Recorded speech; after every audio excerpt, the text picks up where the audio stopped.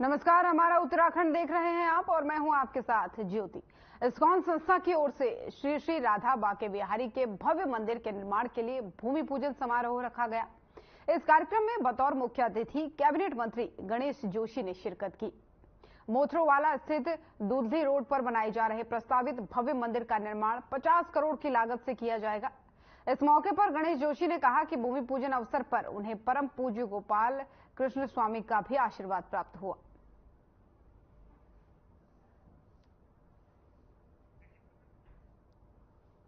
देहरादून की ये तस्वीरें, जहां पर मुख्य अतिथि के रूप में शिरकत करते नजर आए कैबिनेट मंत्री गणेश जोशी।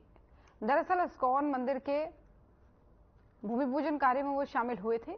गणेश जोशी इस कार्यक्रम में शामिल हुए और यहां पर मुख्य अतिथि के रूप में उन्होंने शिरकत की। कि आज इस्कॉन द्वारा निर्मित होने वाले बाके बिहारी मंदिर की भूमि पूजन के अवसर पर मुझे आने का मौका मिला। इस अवसर पर संत गोपाल कृष्ण गोस्वामी जी और संतों का आशीर्वाद भी मिला और इस्कॉन द्वारा हमारी धर्म और संस्कृति को जिंदा रखने का जो काम किया जा रहा है उस दिशा में भी एक प्रयास है। तो मैंने देखा विदेशों के अंदर भी 150 से अधिक देशों में इस्कॉन द्वारा मंदिरों की स्थापना की है।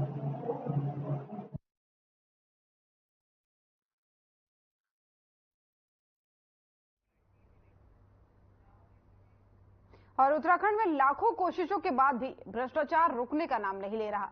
सीएम पुष्कर सिंह धामी प्रदेश में जीरो टॉलरेंस की नीति की बात करते हैं, लेकिन उन्हीं के अधिकारी और कर्मचारी जीरो टॉलरेंस की कोशिश को झूठा साबित कर रहे हैं।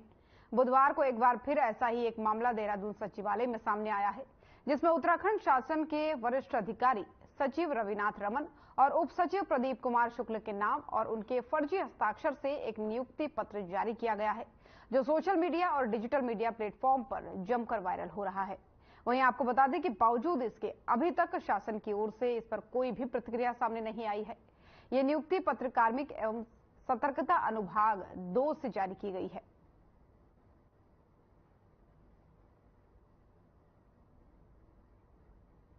तो देहरादून से ये खबर सामने आ रही है, जहां पर सचिवालय में फर्जीवाड़े से भर्ती का मामला सामने आया है। शासन प्रशासन की इस मामले को लेकर कोई प्रतिक्रिया भी अभी सामने नहीं आई है।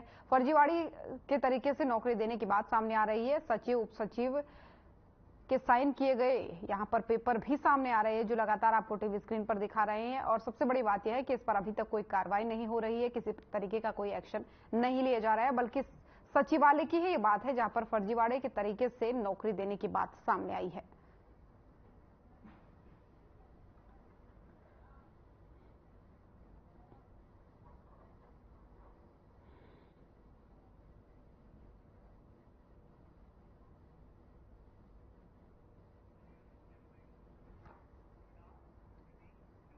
और रुड़की गणेशपुर स्थित कन्या पाठशाला इंटर कॉलेज में 10वीं और 12वीं कक्षा में छात्राओं ने टॉप किया है। इस दौरान छात्राओं को सम्मानित भी किया गया और इस अवसर पर आपको बता दें कि छात्राओं को सम्मानित किया गया। साथ ही कार्यक्रम में पहुंचे बीजेपी के जिलाध्यक्ष शोभाराम प्रजापति ने कहा कि छात्राओं ने पूरे वर्ष मेहनत की है और आज उसका परिणाम सामने आया है। उन्होंने सभी छात्रों के उज्जवल भविष्य की कामना की है और इस अवसर पर भाजपा प्रदेश कार्यकारिणी सदस्य ललित मोहन अग्रवाल ने टॉप करने वाली छात्राओं को बधाई देते हुए कहा है कि उन्हें अपने जीवन में और कई परीक्षाएं टॉप करनी है। इस अवसर पर उन्होंने टॉप करने वाली छात्राओं को प्रोत्साहन रूपी कुछ धनराशि देकर सम्मानित भी किया।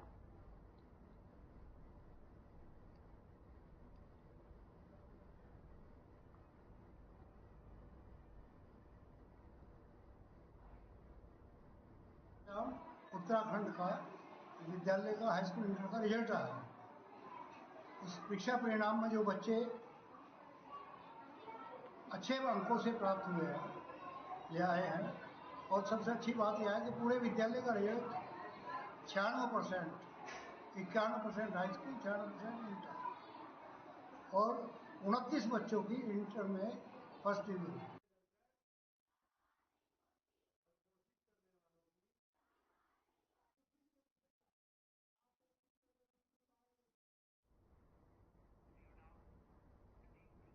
और नारायणवगरा प्रखंड के सिलोड़ी और चिड़िया गांव के बीच एक जमीन से धुआं निकलने की अजीब सी घटना सामने आई है, जिसके बाद से लोगों में हड़कंप मचा हुआ है। जिसकी सूचना पर तहसील और पुलिस प्रशासन मौके पर पहुंचा। आपको बता दें कि ग्रामीणों की मदद से धुएं वाले स्थान की खुदाई भी की गई, जिस पर जमीन के नीचे चीड़ का पुराना दबा हुआ पेड़ सुलग रहा था। दरअसल सड़क के किनारे 2-3 दिन से लगातार निकल रहे धुएं से क्षेत्र के ग्रामीण दहशत में थे।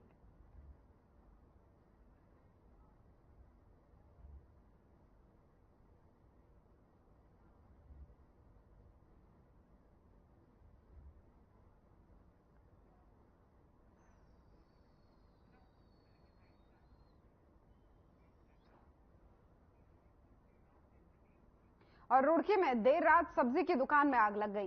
पूरा मामला रुड़की के सिविल लाइन कोतवाली का है, जहां पर सूचना पाकर फायर ब्रिगेड की टीम मौके पर पहुंची और आग लगने से दुकान में रखा सभी सामान और सब्जियां जलकर राख हो गई। आपको बता दें कि सब्जी की दुकान लाल कुर्ती निवासी सरवरी की थी। फायरकर्मी और पुलिस की सतर्कता से बड़ा हादसा होने से टल गया।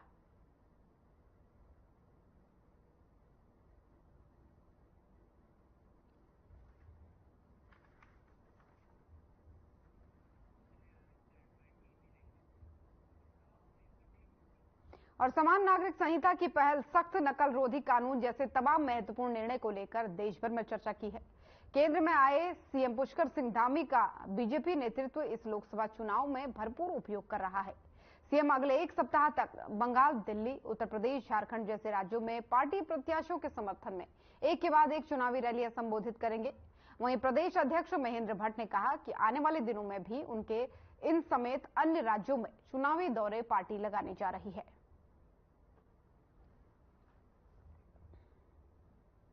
तो देहरादून से एक खबर, जहां पर सीएम पुष्कर सिंह धामी लगातार चुनावी रैलियों को संबोधित कर रहे हैं और इसी को लेकर के अब प्रदेश अध्यक्ष महेंद्र भट्ट का बयान सामने आया है। उन्होंने कहा है कि स्टार प्रचारक के तौर पर सीएम धामी सभी जगहों पर प्रचार कर रहे हैं और आने वाले दिनों में अन्य राज्यों में भी, यूपी, झारखंड समेत अन्य राज्यों में भी वो चुनाव प्रचार करेंगे।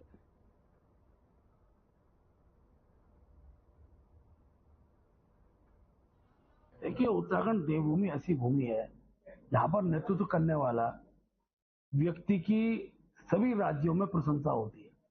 और पुष्कर सिंह धामी जी ने इस बीच में जो ऐतिहासिक और क्रांतिकारी कार्य किए हैं, उसकी गूंज पूरे देश के अंदर है। तो स्वयं आता है, चाहे समान नागरिक संहिता का विषय हो, चाहे नकल विरोधी अध्यादेश का विषय हो, जबरन जो भू अतिक्रमण हो रहा था उसको रोकने का विषय हो, एक क्रांतिकारी कदम ही है। और इससे प्रेरित होकर देश भर के अनेकों राज्यों के लोग हमारे माननीय मुख्यमंत्री जी को आमंत्रित कर रहे हैं, अनेकों लोकसभाओं के।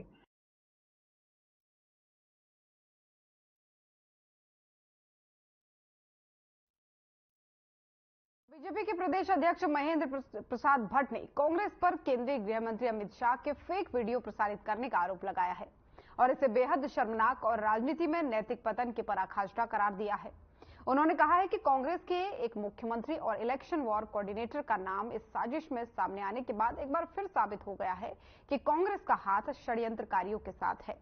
इस पर तंज कसते हुए कांग्रेस के प्रदेश महामंत्री राजेंद्र शाह ने कहा कि बीजेपी को यह बताना चाहिए कि उन्होंने भी फेक वीडियो सोशल मीडिया पर डाली थी, जिसमें एक तरफ से आलू डालो, दूसरी तरफ से सोना निकालेगा वाली वीडियो डाली थी।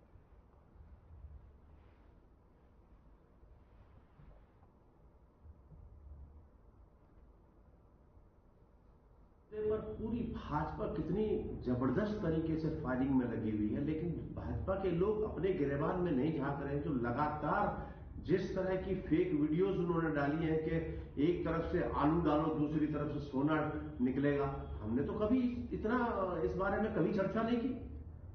क्या वजह है? वजह सिर्फ ये है कि नारा 400 पार का दे रखा है और 200 तक नहीं पहुंच पा रहे हैं, इसलिए तिलमिलाए हुए हैं और कहीं ना कहीं इस तरह का मुद्दा ढूंढने की कोशिश कर रहे हैं कि किसी तरह से भी कांग्रेस को घेरने की कोशिश की जाए। लेकिन अब जनता उनके घेरे में आने वाली नहीं है। जनता ने यह तय कर लिया है कि आने वाले जितने भी चरण के, चाहे 7 मई का चुनाव हो, चाहे 13 तारीख का चुनाव, चाहे उसके बाद के जितने भी चरण होंगे, उन तमाम चरणों में जो है भाजपा को हराने जा रही है और ये 200 तक सिमटने जा रहे हैं। और कहीं ना कहीं आने वाले कल में जो इंडिया गठबंधन है, निश्चित तौर पर उनकी सरकार बनने जा रही है।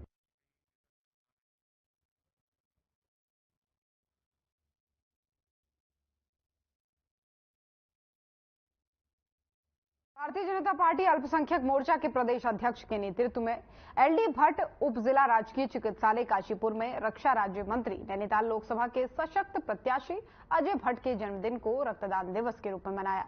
इस मौके पर भारतीय जनता पार्टी अल्पसंख्यक मोर्चा के दर्जनों कार्यकर्ताओं ने राजकीय चिकित्सालय के ब्लड बैंक में जाकर रक्तदान किया। इस अवसर पर अजय भट्ट के उज्जवल भविष्य की कामना करते हुए अल्पसंख्यक मोर्चा के प्रदेश अध्यक्ष इंतजार हुसैन ने कहा कि भारतीय जनता पार्टी सबका साथ सबका विकास के साथ ही अब भारतवर्ष में कार्य कर रही है।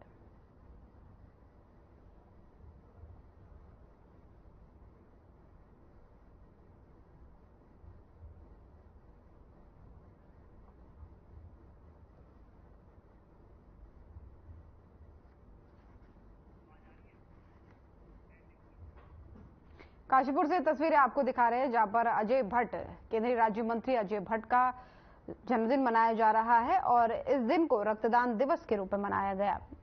और साथ ही यहां पर कई लोगों ने रक्तदान करने भी यहां पर पहुंचे, युवा समेत कई लोग यहां पर रक्तदान करने पहुंचे। दरअसल अजय भट्ट का जन्मदिन था और इस जन्मदिन के उपलक्ष्य में इस दिन को रक्तदान दिवस के रूप में मनाया गया।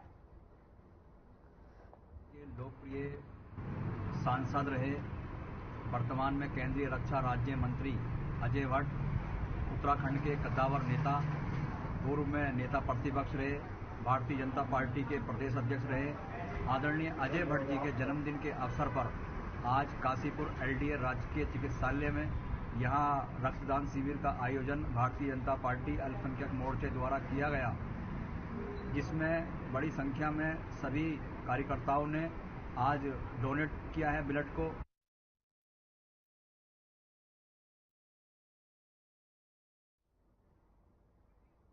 और पौड़ी जिले के श्रीनगर विधानसभा के थलीसैंण थाना क्षेत्र के अंतर्गत गांव के गधेरे के पास लावारिस स्थिति में एक नवजात शिशु झाड़ियों में मिलने का मामला सामने आया है, जिसको ग्रामीणों ने झाड़ियों से सुरक्षित बाहर निकाला और पुलिस को इसकी सूचना भी दी।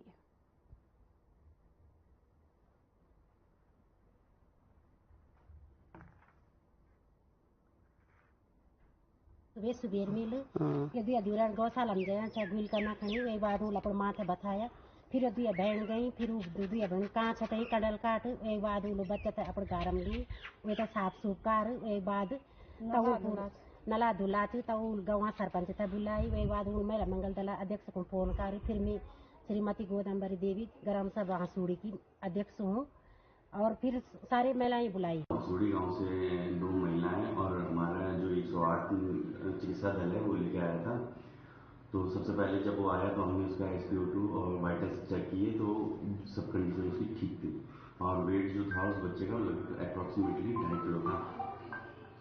तो जब वो आया यहाँ पे तो उसकी कंडीशन ठीक थी। बाकी हमने उसको जो नवजात शिशु को टीकाकरण होता है वो सब दे दिया है, उसको जो फीडिंग है उसके लिए बोतल, दूध, बाकी सारी व्यवस्थाएं हमने कर दी हैं और अभी वो हमारी देख रेख में है।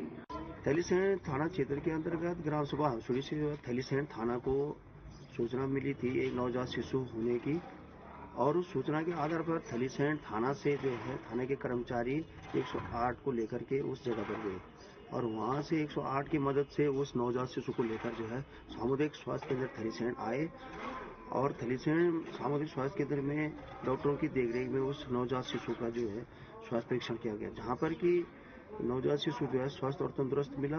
अभी वो डॉक्टरों की निगरानी में थलीसैंण स्वास्थ्य केंद्र में है, लेकिन मानवता को शर्मसार करने वाली एक कुकृत्य जिसके द्वारा भी किया गया है उसके लिए जो है पूरे क्षेत्र में रोष है और उस रोष के तहत जो है सबकी एक ही आवाज है कि इस कुकृत्य के लिए जो है जांच होनी चाहिए और जांच के बाद जो भी इसके दोषी होंगे उनको सजा होनी चाहिए।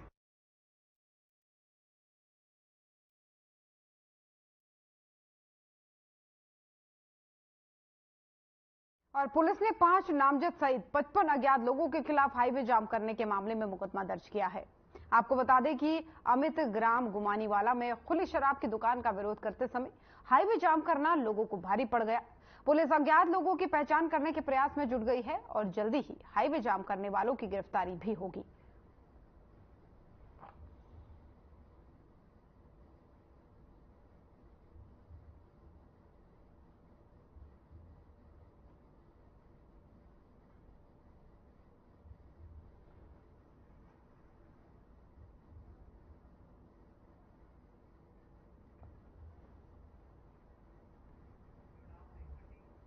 और हर साल मानसून में फैलने वाली बीमारियों जैसे डेंगू, मलेरिया सहित मक्खी मच्छर जनित रोगों के चलते आम जनता को जूझना पड़ता है।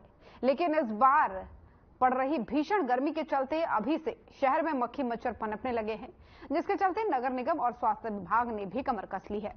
आपको बता दें कि शहर बीमारी मुक्त रहे, इसके लिए प्लान तैयार कर लिया गया है। स्वास्थ्य विभाग की टीम ज्यादा संवेदनशील इलाकों पर विशेष नजर रख रही है। वहीं नगर स्वास्थ्य अधिकारी डॉक्टर मनोज कांडपाल और डॉक्टर नवीन चंद्र तिवारी, अपर मुख्य चिकित्साधिकारी डॉक्टर नवीन चंद्र तिवारी ने बताया कि चिकनगुनिया, डेंगू और मलेरिया, टाइफाइड, डायरिया से फाइट करने के लिए टीमों का गठन कर दिया गया है।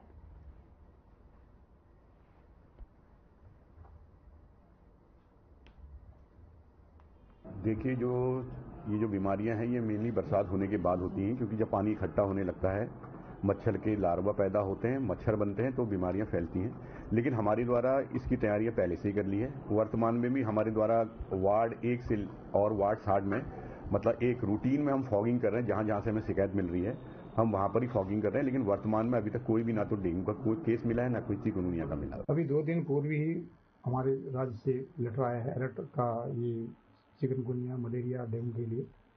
जैसा कि हमको पता है, हर साल की तरह इस बार भी जो है हम लोग पूरी तैयारी में जुटे हैं। इस संबंध में हमारे जो DSO हैं, डिस्ट्रिक्ट सब अफसर डॉक्टर मनोज कांडपाल और उनकी जितनी टीमें हैं, उन टीमों को हमने पूरे क्षेत्र में लगा रखा है। और आज ही जितनी हमारी इकाइयाँ हैं, उन इकाइयों को हम डेंगू, मलेरिया, चिकनगुनिया, टाइफाइड और ये हैया जो ये फैलता है दूषित पानी के कारण, इसके लिए संबंध में सभी इकाइयों को हमने आज पत्र भेज रहे हैं। इसके अलावा जो IDSP की टीम हमारी जो नैनीताल में थी, उसको जो 3 दिन वहाँ बैठती थी, 3 दिन यहाँ नीचे तराई में रहती थी, तो उसको लगातार हम इसी क्षेत्र में बनाए रखने के लिए वो आदेश भी आज हमने जारी कर दिए हैं।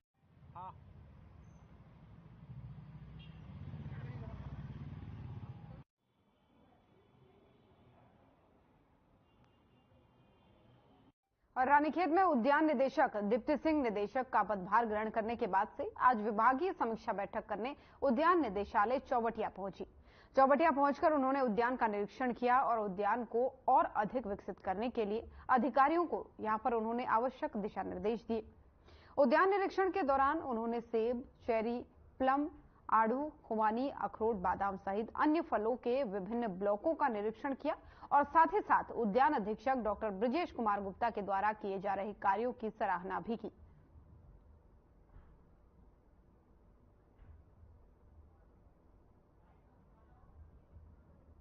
आज पहली बार मैंने यहाँ पे निरीक्षण किया है और जैसे 250 एकड़ में हमारा ये पूरा फैला हुआ है, काफ़ी बड़ा एरिया है।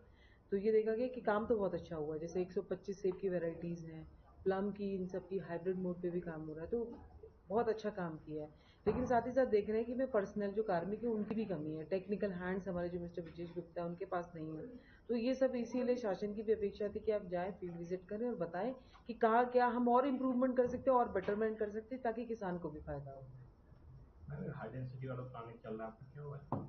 देखिए, हाई डेंसिटी वाले में आपने कार्रवाई तो करी ब्रजेश गुप्ता जी ने, उसमें काफ़ी अच्छे उन्होंने लगाए हैं। कहीं कहीं उन्होंने पार्ट्स में भी उसका डेवलपमेंट करने की कोशिश की है और इंडो डच के साथ भी हमारा बहुत ही जल्दी कन्वर्जेंस पे काम होगा। तो we are working on that.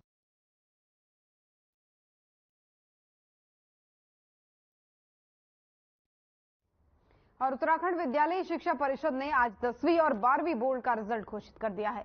High school और इंटरमीडिएट की बोर्ड परीक्षा में पास परसेंटेज में इजाफा हुआ है। 10वीं में 93% और 12वीं में 91% परीक्षार्थियों ने बोर्ड परीक्षा पास की है। वहीं हाई स्कूल और इंटरमीडिएट में कुल 33 होनहारों ने स्टेट लेवल की मेरिट सूची में जगह बनाकर जिले का नाम रोशन किया है। CEO अंबादत्त बलौदी ने पास प्रतिशत बढ़ने पर सभी अधिकारियों, शिक्षकों और छात्र छात्राओं को बधाई भी दी है।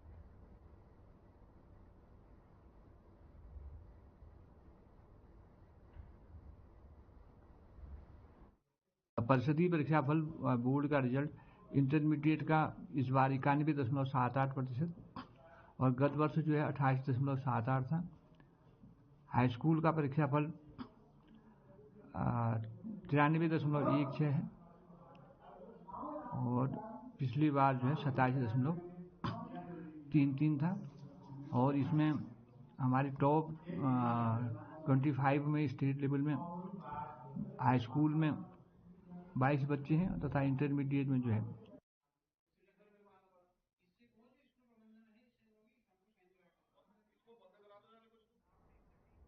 और उत्तराखंड हाई स्कूल इंटरमीडिएट का रिजल्ट घोषित होने के बाद से माध्यमिक शिक्षा बोर्ड नीति के निर्देशक महावीर सिंह बिष्ट सरस्वती विद्या मंदिर पहुंचे, जहां विद्यालय प्रबंधन समिति और आसपास क्षेत्र के विद्यालयों के शिक्षकों ने उनका स्वागत किया। वहीं इस वर्ष मेरिट में अपना स्थान प्राप्त करने वाले छात्र छात्राओं का हौसला अफजाई करते हुए छात्राओं से रूबरू हुए और उनके आगामी भविष्य के बारे में भी जाना।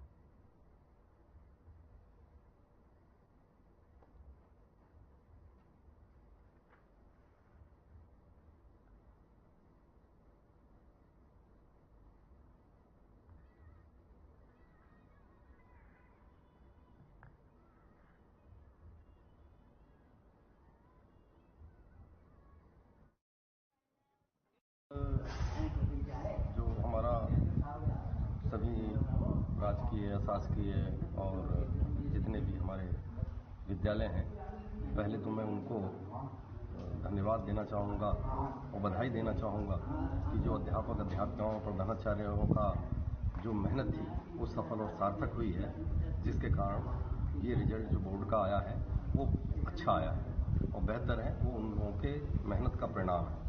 दूसरा, मैं धन्यवाद देना चाहूँगा निदेशक महोदय महावीर सिंह जी को कि ग्रामीण क्षेत्रों में जो आए हुए बच्चे हैं वो उनके पास जा करके, उस विद्यालयों में जा करके उन बच्चों को प्रोत्साहित किया और उनकी काउंसलिंग भी की, और ये जो है उन बच्चों के लिए बहुत प्रोत्साहन। तो मुझे नहीं पता है कि आप इसको निराशाजनक क्यों बता रहे हैं, लेकिन क्योंकि मैंने देखा है यहाँ पर जो बच्चे इंटरमीडिएट में इस समय टॉपर्स निकल रहे हैं, वो हाई स्कूल में भी इसी प्रकार से टॉपर थे वो बच्चे, और जो बच्चे इस समय हाई स्कूल में निकले हैं तो उनसे भी मेरी बात हुई है, वो बच्चे इंटरमीडिएट में जरूर टॉपर निकलेंगे, ऐसा मेरा शुभकामनाएं भी है और मेरा मानना है। और आपका जो जसपुर है या उधमसिंह नगर क्षेत्र है, अधिक से अधिक बच्चे मेरिट में जो है इस जनपद से आए हुए हैं, तो मैं यहाँ के शिक्षकों की मेहनत को, यहाँ के अभिभावकों के जो लालन पालन है उनके तरीके को, और यहाँ पढ़ने वाले जो बच्चे हैं उनकी मेहनत को मैं सलाम करता हूँ। प्रतिवर्ष मेरिट में आते ही हैं, और जब से विद्यालय प्रारंभ हुआ है हाई स्कूल इंटर, कोई वर्ष ऐसा नहीं है जिसमें मेरिट में ना आते हों। इस वर्ष भी हाई स्कूल के 4 बच्चे और इंटरमीडिएट के 4 बच्चे, इस प्रकार कुल मिलाकर 8 बच्चे उत्तराखंड की मेरिट सूची में उन्होंने स्थान प्राप्त किया है, और अपना परीक्षा फल जो है 100% रहा है। और खुशी की बात यह है कि लगभग 60% यहाँ पर जो है 75% से ऊपर बच्चे, यानी ऑनर्स ऐसे नंबर लेकर के बच्चे उत्तीर्ण हैं।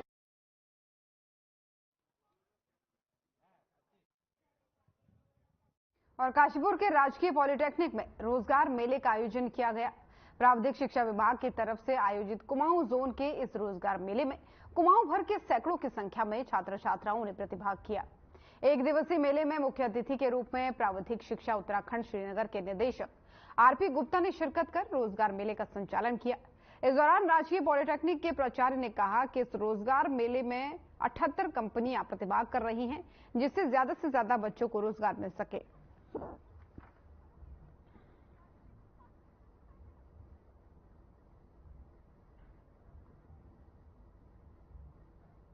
मेले में विभिन्न 78 कंपनियां प्रतिभाग कर रही हैं, जिससे हमारे ज़्यादा से ज़्यादा बच्चों को रोजगार मिल सके। और हमारा उद्देश्य यही है कि जो बच्चे हमारे यहाँ प्रवेशित होते हैं, हम उनको अच्छी तकनीकी शिक्षा दें, स्किल्ड बच्चे हों, और स्किल प्राप्त करने के बाद फिर हम उनको, हमारा ये भी प्रयास रहता है 100% बच्चों को रोजगार मिल सके।